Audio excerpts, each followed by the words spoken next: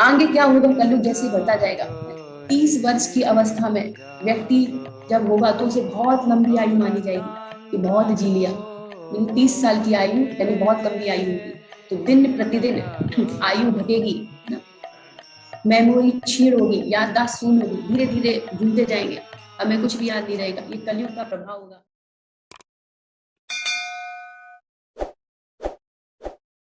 हरे कृष्णा।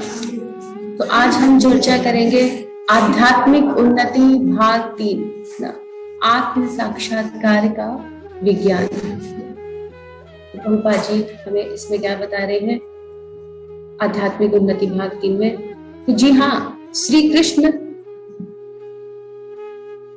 कृष्ण भावनामृत अर्थात कृष्ण भक्ति विश्वास का प्रश्न नहीं, वर्ण है तो एक विज्ञान है। कृष्ण भावनामृत ऐसा नहीं कि अंधा विश्वास करना है इसमें, वह तो एक विज्ञान की तरह है। उस विज्ञान का प्रथम चरण तो यही ज्ञान प्राप्त करना है कि जीवित एवं मृत देह में क्या अंतर है। तो सबसे पहले कृष्ण भावनामृत का उद्देश्य क्या है? इस ज्ञान को प्राप्त करना कि हम जीवित और मृत शरीर में क्या अंतर है। वह अंतर क्या है? वह अंतर यह है कि जब किसी की मृत्यु होती है तो आत्मा अर्थात जीवन शक्ति देह को त्याग देती है और इसलिए शरीर मृत कहलाता है। जीवन शक्ति क्या है? आत्मा। आत्मा से ही शरीर में जीवन है। जब आत्मा चली जाती है तब शरीर मृत हो जाता है। तो दो ऐसी वस्तुएं हुई, एक यह देह और दूसरी देह के भीतर रहने वाली आत्मा, यानी कि दो चीजें अलग अलग हो गई, एक देह और दूसरी देह में रहने वाली आत्मा, यानी जीवन शक्ति। हम शरीर के भीतर विद्यमान जीवन शक्ति के विषय में चर्चा करते हैं। सर्वप्रथम तो यह समझना आवश्यक है कि मैं तो आत्मा हूँ ना। सबसे पहले ये समझना जरूरी है कि हम कौन है? आत्मा, अर्थात इस शरीर से अलग कोई और दूसरी वस्तु। हम अलग हैं तो ये शरीर अलग है। उदाहरण के लिए जब शिशु का विकास होता है तो वह बालक बनता है, बालक युवक होता है और युवक एक मध्यम अवस्था वाला व्यक्ति होता है और फिर अधेड़ मनुष्य एक वृद्ध बन जाता है। तो पहले क्या शुरुआत होती है? शरीर वही है ना, आत्मा वही है शरीर के अंदर, शरीर भी बालक भी वही है। पहले क्या था? बचपन में होता है, फिर मध्यम अवस्था में पहुंचता है, फिर वृद्ध हो जाता है ना। जीव आत्मा वही है। उसी शरीर में कितने देह परिवर्तन हुए, यानी देह का अंत हुआ। बचपन वाली हमारी देह अलग थी, अभी की अलग है, और उम्र होगी उसकी देह अलग होगी। तो देह का अंत हो रहा है, इसी शरीर में कितने बार देह का अंत हो रहा है।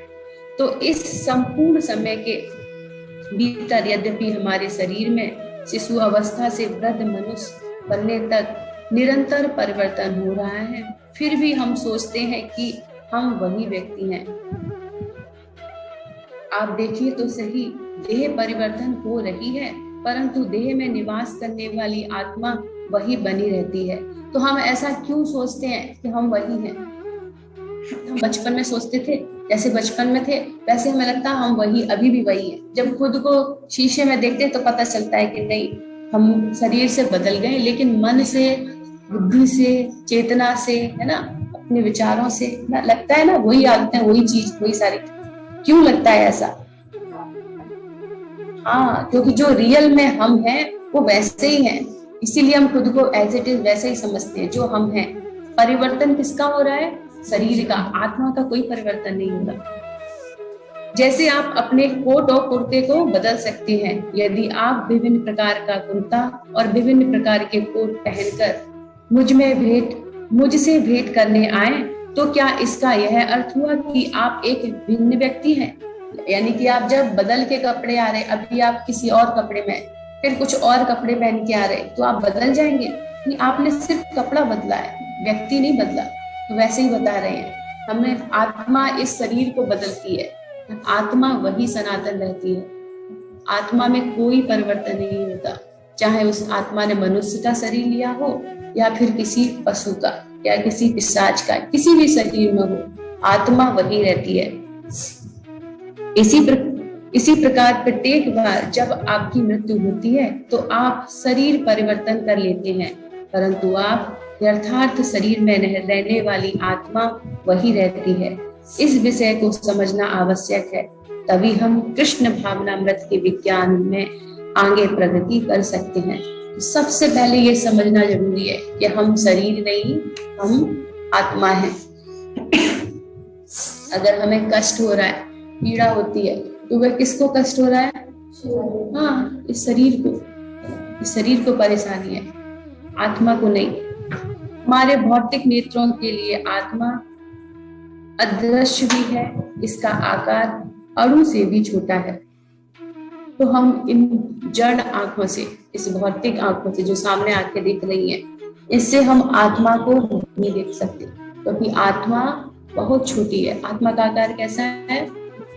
बाल के अग्रभाग के 10,000वें हिस्से के बराबर। सोचिए, बाल का अग्रभाग लिया और उसके भी 10,000 टुकड़े किए, है ना, उसके 10,000वें टुकड़े के बराबर है आत्मा का आकार। तो दिखेगा?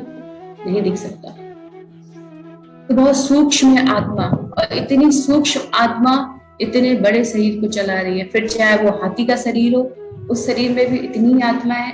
फिर चाहे वो चींटी का शरीर हो, उसमें भी इतनी आत्मा है ना। बाल के अग्रभाग के 10,000वें हिस्से के बराबर, और हमारे अंदर भी वही आत्मा है।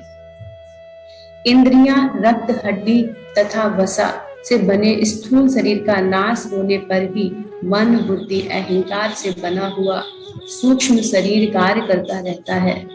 तो हमारा जो ये स्थूल शरीर है, जो अग्नि, जल, वायु, आकाश, पृथ्वी से बना है ना, इंद्रियां, रक्त, हड्डी और वसा इससे बना है, ये नष्ट हो जाता है, लेकिन हमारा सूक्ष्म शरीर फिर भी रहता है। हमारी आत्मा के साथ हमारा सूक्ष्म शरीर जाता है। क्या है सूक्ष्म शरीर? किससे बना है? मन, बुद्धि, अहंकार, इससे बना है हमारा सूक्ष्म शरीर। जो मृत्यु के समय यह सूक्ष्म शरीर छोटी सी आत्मा को दूसरे स्थूल में ले जाता है, यह विधि उसी प्रकार है जैसे वायु अपने साथ गंध को ले जाती है ना, ऐसे ले जाता है। वायु चलती है तो जो उसके संपर्क में आता है, गंध हो या सुगंध हो, तो वो अपने साथ उसको दूसरे स्थान पर ले जाती है। वैसे ही आत्मा के साथ ये स्थूल शरीर जाता है।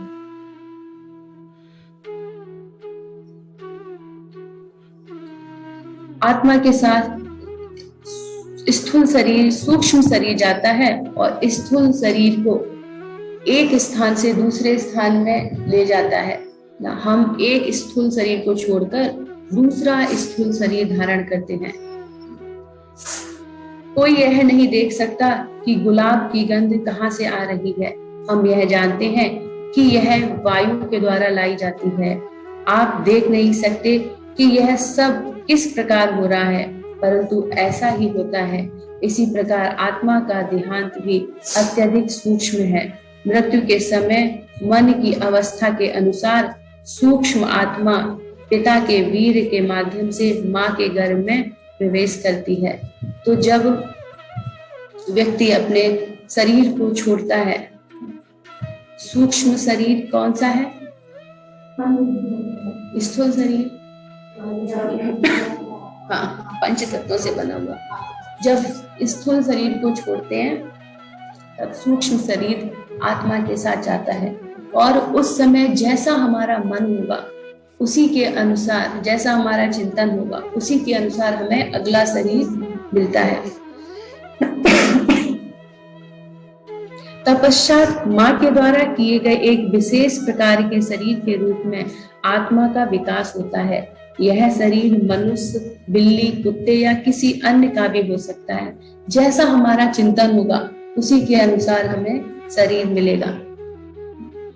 आप नित्य अर्थात शाश्वत हैं। अपने कार्यों के अनुसार आप केवल शरीर बदल रहे हैं। इसलिए आपको यह जानना चाहिए कि किस प्रकार इस जन्म मृत्यु के कार्य का अंत किया जाता है। आप किस प्रकार अपने मौलिक चिन्मय शरीर में रह सकते हैं। यह जानना ही श्री कृष्ण भावनामृत है। तो हमें ये जानना होगा कि हम कैसे हैं, नित्य हैं, शाश्वत हैं। हमारा कभी भी अंत नहीं होता है। अंत किसका होना है? इस शरीर का। जैसे कि हम पुराने कपड़ों को बदल के नए वस्त्र धारण करते हैं, वैसे ही जीवात्मा एक शरीर को छोड़कर नवीन शरीर धारण करता है। कि जीवित शरीर में हम हैं, मतलब आत्मा है, अमृत में हम चले जाते हैं तो वह मृत शरीर हो जाता है। ठीक है, उदाहरण से बताएं कि हम कैसे समझ सकते हैं कि हम अपने शरीर को बदलते रहते हैं किंतु हम शाश्वत आत्मा हैं।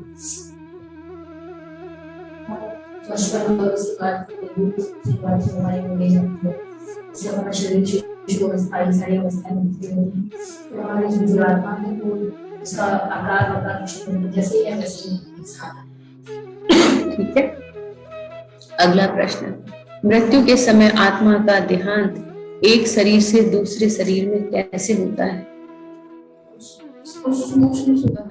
कि जब हमें ये पता चल जाता है कि हम शाश्वत आत्मा है, हम सदा से हैं और सदा रहेंगे, है ना। अभी हमें ये शरीर मिला है, पिछला कोई और होगा, अगला कोई और होगा, है ना। शरीर तो कोई ना कोई लेना ही पड़ेगा। सूक्ष्म शरीर ऐसे नहीं रहता, लेकिन मन, बुद्धि, अहंकार ऐसे नहीं रहता, उसे कोई ना कोई शरीर जरूर चाहिए होता है। हमारे कर्मों के अनुसार अगर हमने गलत कर्म किए होंगे तो हमें यातना शरीर दिया जाता है, फिर वैसी ही यातनाएं दी जाती हैं। अगर हमने अच्छे कर्म किए हैं तो भगवान के पार्षद बनते हैं। अगर भक्ति की है भगवान की, भगवान जैसा रूप मिलता है, सारूप पे मुक्ति मिलती है। सारूप मुक्ति में क्या होता है?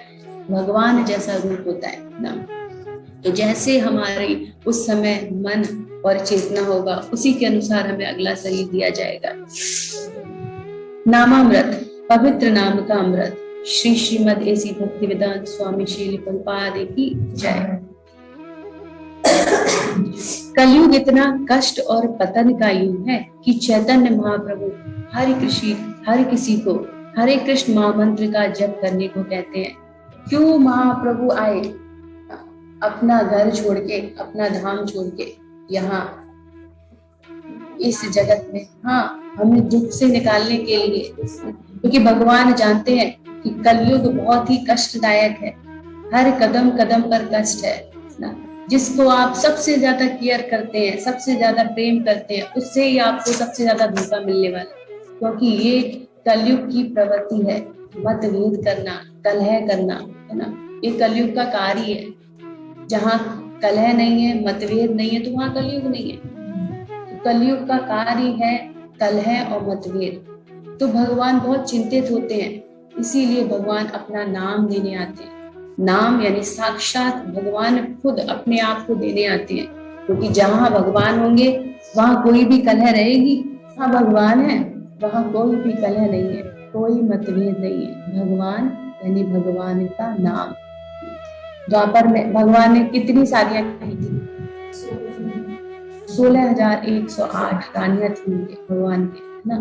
तो भगवान ने 16,108 रानियों के लिए 16,108 महल बनवा के रखे थे, और प्रत्येक रानी को कभी कोई कमी महसूस नहीं होती थी, पूर्ण रूप से संतुष्ट थी, है ना। क्योंकि भगवान सबके साथ थे। हर रानी को लगता था कि भगवान सबसे ज्यादा प्रेम हमसे करते हैं, क्योंकि भगवान सदा मेरे साथ हैं। एक बार क्या होता है, नारद जी आते हैं देखने के लिए, तो सबसे पहले पहली रानी के महल में जाते हैं। वहां देखते हैं भगवान उठ रहे हैं, सो के उठ रहे हैं। दूसरे रानी के महल में जाते हैं तो वहां देखते हैं भगवान दातून कर रहे हैं। तीसरे के उसमें जाते हैं तो देखते हैं भगवान फ्रेश हो रहे हैं। चौथे के में जाते हैं देखते हैं भगवान नहा रहे हैं। पांचवी के में जाते हैं तो देखते हैं भगवान ब्रेकफास्ट कर रहे हैं। तो भगवान चारों तरफ थे ना, इसीलिए वो सबको संतुष्ट कर पाए, सारी रानियों को ना। कलयुग का जीव, पतित बद्ध आत्मा ऐसा कर सकता है? भगवान की नकल करने का तो सब सोचते हैं, है ना। तो भगवान ने 16,108 की, हम भगवान के भक्त हैं, तो हम तो 6 तो कर ही सकते हैं, 6 नहीं 2 तो कर ही सकते हैं, है ना। आप एक को ही नहीं संभाल पाओगे, एक को ही नहीं संतुष्ट कर पाओगे, क्योंकि वो भगवान है, वो पूर्ण है। भगवान के संपर्क में जो भी आता है वह कैसा हो जाएगा? पूर्ण। तो हम भगवान की नकल नहीं कर सकते। तो वैदिक धारणा के अनुसार समाज में ऐसे व्यक्ति अवश्य होने चाहिए जो वास्तव में ब्राह्मण हो और सत्य कहने की क्षमता रखे, है ना, ये बहुत जरूरी है। यदि प्रत्येक व्यक्ति शूद्र होगा तो आध्यात्मिक सत्य को नहीं समझ पाएगा। कहा जाता है कि कलयुग में प्रत्येक व्यक्ति शूद्र हो गया है और सही ब्राह्मण की पहचान करना मुश्किल हो गया है और उनकी संख्या बहुत कम है। वास्तव में आज हमारे पास एक भी योग्य ब्राह्मण नहीं है। तो श्रीमद् भागवतम के पहले स्कंद के पहले अध्याय का 20वां श्लोक है। इसमें कहा गया है, प्राणेराल्पायेषु सभ्य कलो वस्मिन युगे जना मंदासु मंद मतयो मंद भाग्या उपद्रत। हे विद्वान, कली के इस युग में लोगों की आयु न्यून है। वे झगड़ालू, आलसी, पथभ्रष्ट तथा साथ साथ सदैव विचलित रहते हैं। तो कलयुग के लोगों का स्वभाव ही ऐसा है। कैसे होंगे? आलसी, झगड़ालू और पथभ्रष्ट, तीनों चीजें होंगी।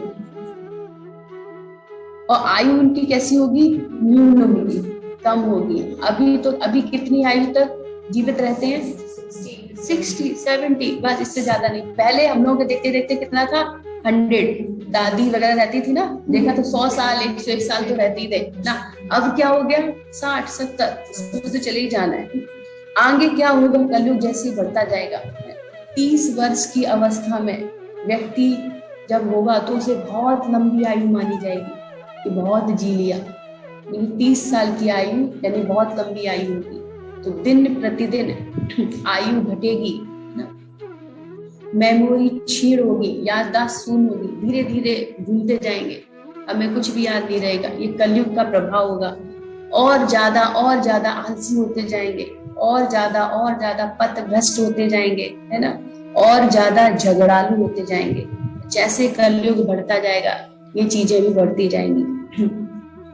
व्यक्ति की इस युग में उम्र बहुत कम होगी और आध्यात्मिक समझ की क्षमता भी कम होगी। वास्तव में मनुष्य जीवन आध्यात्मिक समझ के लिए है। प्रत्येक व्यक्ति शूद्र है, उसे आध्यात्मिक जीवन में कोई रुचि नहीं है। लोग जीवन का सही उद्देश्य ही भूल गए हैं। लोगों की समझ में ना आए। जैसे आने वाला समय आएगा बहुत मुश्किल होगा, चाहते हुए भी भगवान का नाम नहीं ले पाएंगे। इसलिए बहुत अच्छा मौका मिला है अभी इसी जन्म में ऐसे कार्य किए जाएं, ऐसे भगवान का नाम लिया जाए कि अगला शरीर हमें ना मिले। नहीं तो अगला शरीर मिलेगा तो बहुत मुश्किल होगा भक्ति कर पाना। फिर तो निम्न योनियों में जाना होगा, फिर 84 के चक्कर काटने होंगे, तब जाके कहीं मनुष्य शरीर मिलेगा। मंद शब्द का अर्थ है धीरे व खराब, और यह या तो बुरी आदतों का शिकार है या आध्यात्मिक बुद्धि कमजोर है, या दोनों का मिश्रण। लोग बहुत दुर्भाग्यशाली हैं या चिंताओं से ग्रस्त हैं। श्रीमद् भागवतम के अनुसार इस युग के अंत में ना तो वर्षा होगी व अन्न की भी कमी होगी। सरकार भी बहुत भारी कर लगाएगी। देख रहे हैं धीरे धीरे सारी चीजें हो रही है ना, महंगाई बढ़ती जा रही है। सारी चीजें जो भागवतम में लिखा है एज इट इज,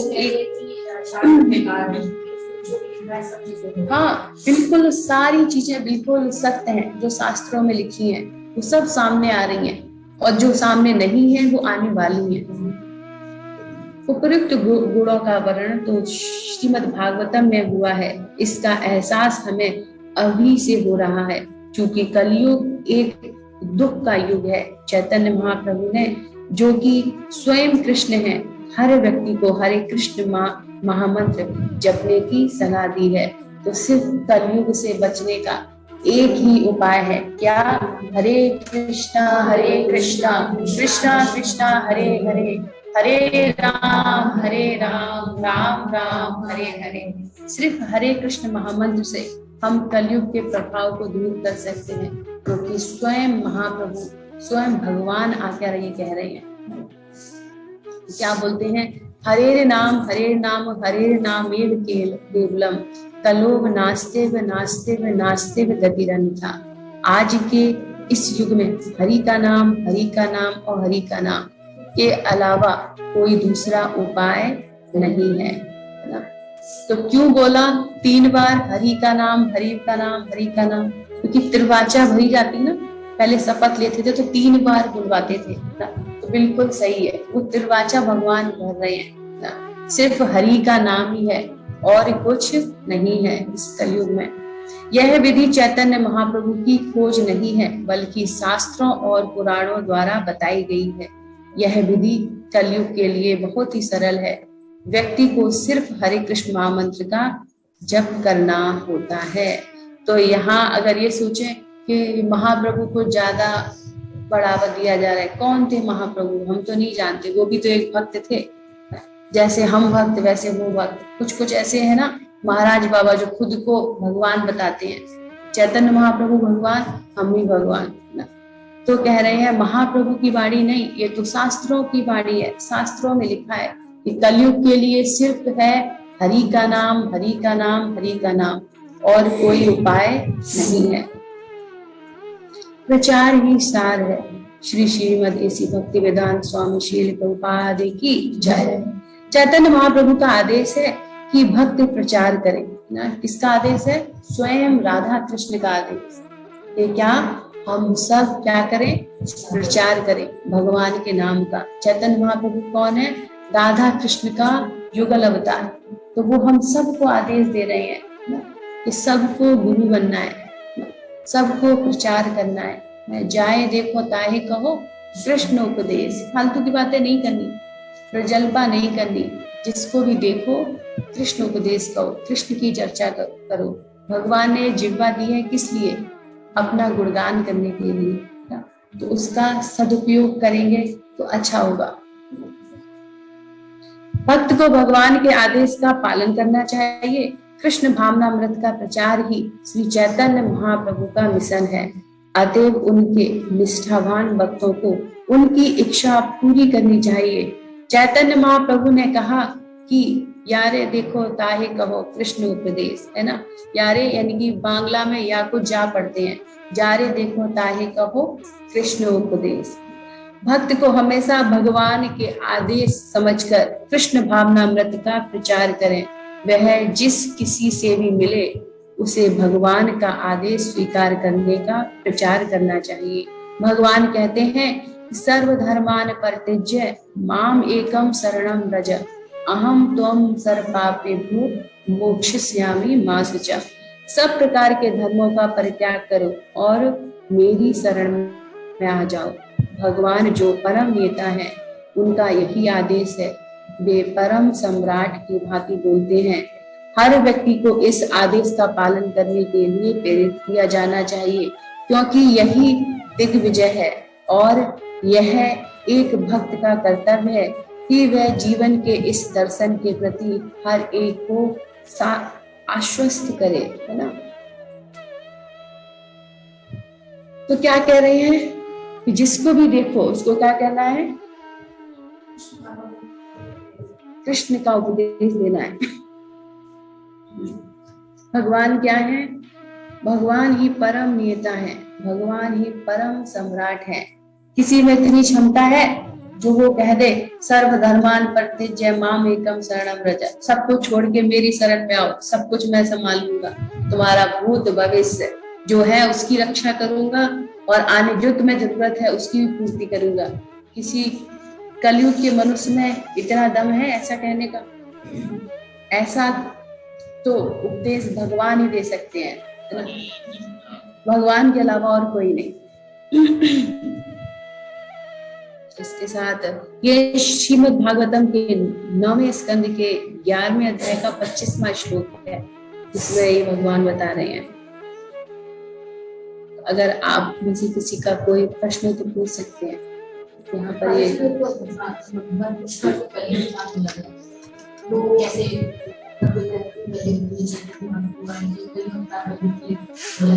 कल की अवतार गुप्त चैतन्य महाप्रभु जी का गुप्त अवतार है।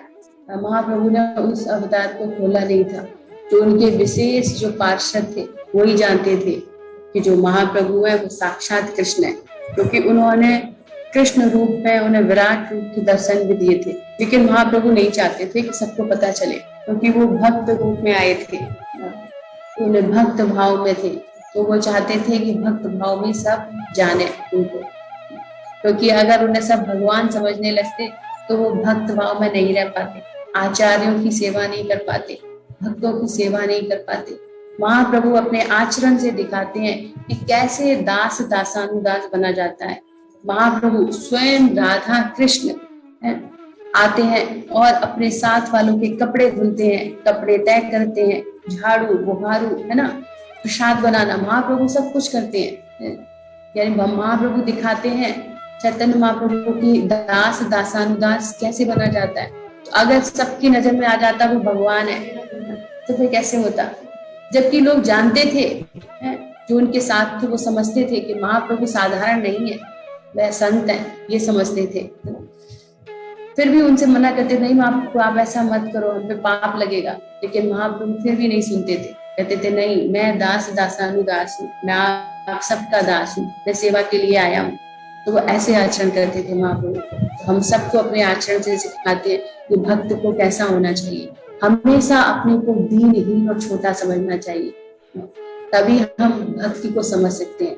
हमारे अंदर जितनी सहनशीलता होगी उतनी ही विनम्रता आएगी, और विनम्रता से ही भगवान प्रसन्न होते हैं। जितने ज्यादा हम विनम्र होंगे उतने ही ज्यादा हम भगवान को आकर्षित कर पाएंगे। तो विनम्र होने के लिए क्या चाहिए? सहनशीलता, सहनशील होना होगा। कोई बात बोली जाए, कुछ कहा जाए तो उसे सहन करना सीखो ना। जितनी सहनशीलता होगी उतनी ही विनम्रता आएगी, तभी भगवान प्रसन्न होंगे। नहीं तो हजारों लाखों वर्षों तक जन्म जन्मांतर से माला जपते रहते हैं, कहीं कुछ नहीं होता। जब तक आचरण में परिवर्तन नहीं आएगा तब तक भगवान नहीं मिलेंगे। जब तक अपनी मन बुद्धि अहंकार जो हमारा सूक्ष्म शरीर है उसको हम परिवर्तित नहीं करेंगे तब तक भगवत भक्ति नहीं मिलेगी। स्थूल शरीर पंच तत्वों से बना हुआ है ना, इसको हम खूब सजाते संवारते रहते हैं, पूरा प्रॉपर इसका ध्यान रखते हैं, है ना।